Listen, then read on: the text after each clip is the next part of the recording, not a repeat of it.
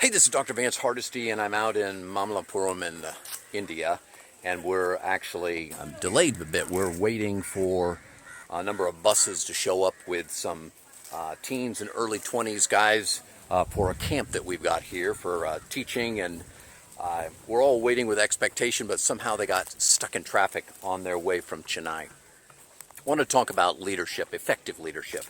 Effective leadership, as I've mentioned many times, has three key components. Number one, vision. Number two, passion.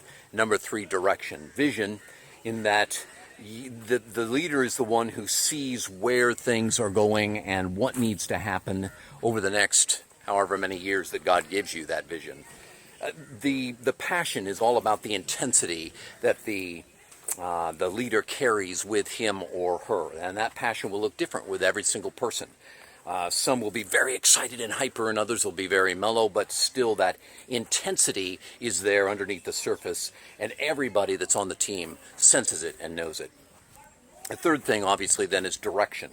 Direction is that capacity within a leader where they are clear on where things are going and what people need to do, and they're great at delegating and all the rest of that, but they're pretty strong on giving direction so that a team is cohesive and it continues to go in the direction it needs to go. Now, what I really want to address this morning is the idea of the vacancy of leadership, or what happens when you don't step up to the position of leadership that God has given you to take.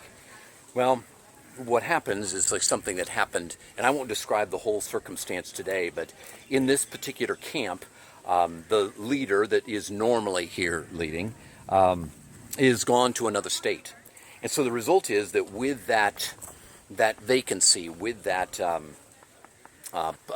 vacated spot of leadership, if it's not filled and filled quickly, then a number of people will try to fill it. People who aren't necessarily designed or that's not their place in leadership. And if there is that void in leadership and the wrong people step into it, then the thing that happens within the group, obviously, is dissension and struggle and strife and all the rest, because that person has not earned the position of leadership.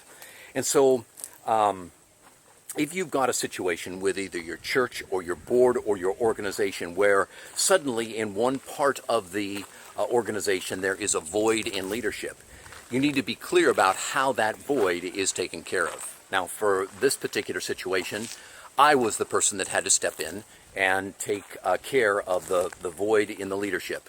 And the minute that I was able to step in and provide those three things, a sense of vision, a sense of a feel of passion, and a clear direction as to where the team was going and what it was supposed to accomplish over the next day, actually 2 days of this camp, then peace settled into the entire group. We spent time in prayer. We spent time in unifying a conversation and in fellowship with the Lord. But a sense of peace descended on the group, and that's what you need to be aware of. And that is that when there is a void, no matter whether you're supposed to step into it or somebody else is supposed to step into it, if there is a void in leadership and you do not step in and either appoint a leader or take part of the leadership yourself, there will be problems. There just are. It's what happens in our humanity. And so as you step forward and as you walk forward as a leader, be aware when there is a vacant spot. You should be aware of it even before it arrives, knowing that it's going to come.